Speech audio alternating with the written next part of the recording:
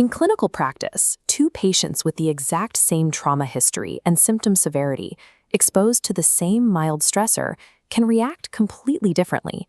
One patient absorbs the new demand and maintains their equilibrium. The other experiences a rapid, catastrophic clinical collapse. To understand why this happens, the field has traditionally relied on the concept of allostatic load. This metric perfectly quantifies the accumulated historical burden of stress. But knowing exactly how much stress someone has survived in the past fails to predict this immediate, sudden breakpoint. Similarly, adaptive calibration models successfully map how early developmental environments tune the nervous system over time, but they also fall short in predicting present-day functional stability.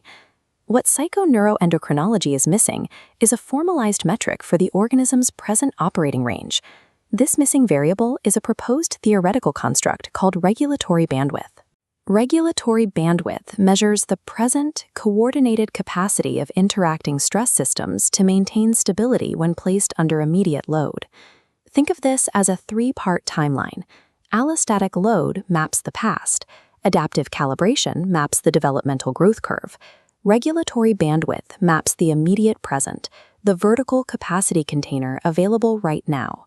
This provides a measurable dimension of multisystem regulation. Knowing the total volume of stress a patient has survived is clinically insufficient unless you also know how much coordinated capacity they currently have left to handle the very next perturbation. The core of this framework is driven by a simple capacity equation. Regulatory margin equals multisystem reserve minus cumulative demand. Cumulative demand represents the totality of sustained environmental strain, encompassing everything from sleep disruption to sensory processing load. Multisystem reserve is the combined regulatory capacity of four specific internal physiological networks. These four interconnected nodes are autonomic flexibility, neuroendocrine rhythm, immune tone, and metabolic regulation. This brings us to the first hypothesis. Functional decline does not occur because the raw magnitude of a new stress exposure is too high. It occurs because there is no remaining regulatory margin left to absorb it. Linear exposure models assume that symptom severity escalates at a steady, proportional rate alongside stress exposure. This coordinated model argues otherwise. As long as the reserve margin remains above a critical threshold, those four internal systems make compensatory adjustments behind the scenes to maintain outward behavioral coherence. Clinical deterioration only manifests when the margin hits absolute zero. At that point, minor external perturbations produce violently disproportionate physiological consequences. Clinicians frequently see highly stressed patients present with a chaotic cluster of overlapping issues: severe fatigue, mood lability, and gastrointestinal distress. Standard psychiatric paradigms parse these symptoms into independent comorbid medical conditions, which are then treated in isolation. The second hypothesis argues these multi-domain symptom clusters are not coincidental comorbidities. They are downstream outputs of a tightly coupled immune, endocrine, metabolic state. Under sustained strain, prolonged HPA axis activation physically alters immune system setpoints. Elevated pro-inflammatory cytokines like IL-6 then loop back, altering sleep architecture and modulating sickness behaviors and mood. Simultaneously, metabolic constraints amplify this inflammatory loop and restrict neural energy. As the organism's regulatory bandwidth shrinks, these specific systems couple tightly, recalibrating the entire organism to survive under constraint. Features like cognitive slowing or sensory intolerance are direct manifestations of this exact physiological recalibration. Treating these symptoms as separate diagnostic silos fails because they represent a singular, unified adaptation to a critically narrowed regulatory margin. There is a prevailing clinical assumption that burnout, clinical regression, or psychiatric relapse occur as a steady, predictable linear decline. The third hypothesis challenges this directly. Clinical collapse is actually a nonlinear state transition that occurs abruptly when multisystem compensatory capacity is finally exhausted.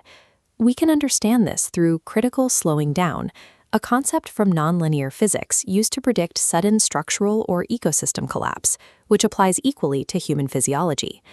Looking at this time series graph, we see a smooth sine wave representing healthy biomarker data. When exposed to a stressor, it briefly spikes but rapidly returns to baseline. However, as regulatory bandwidth narrows, the integrated system loses its damping capacity. It can no longer absorb shocks efficiently. This produces the first early warning signal. The physical recovery time following a standardized stressor significantly lengthens. The second warning signal follows immediately. Intra-individual variance increases wildly across domains, manifesting clinically as highly volatile sleep or erratic heart rate.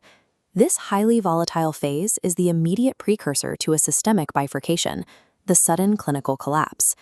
Increased noise and behavioral volatility in a patient are not random fluctuations.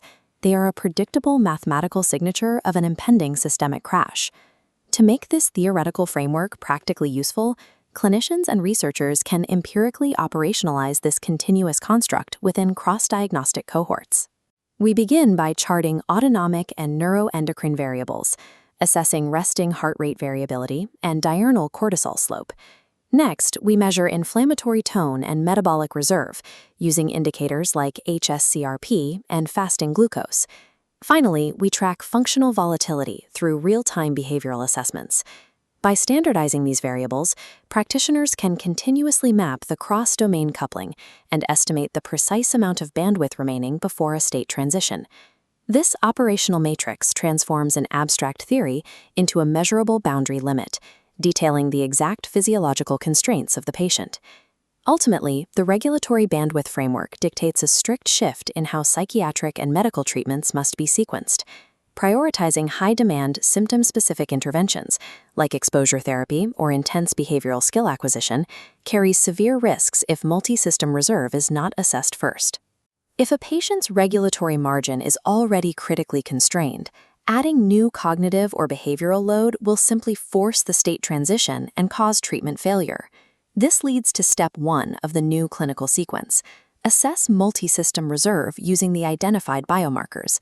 This locates hidden physiological constraints and establishes the baseline bandwidth. Step 2 requires stabilization before expansion. Practitioners must prioritize sleep normalization, metabolic support, and inflammatory reduction to widen the regulatory margin. Step 3 is to stabilize, keeping treatment intensity strictly within the measured bandwidth limits. In this model, regulatory bandwidth functions as a stratification variable, not a replacement for standard DSM diagnoses or established therapies. By shifting our clinical focus from the quantity of past burden to the dimensions of present capacity, we can turn unpredictable clinical crashes into measurable, preventable events.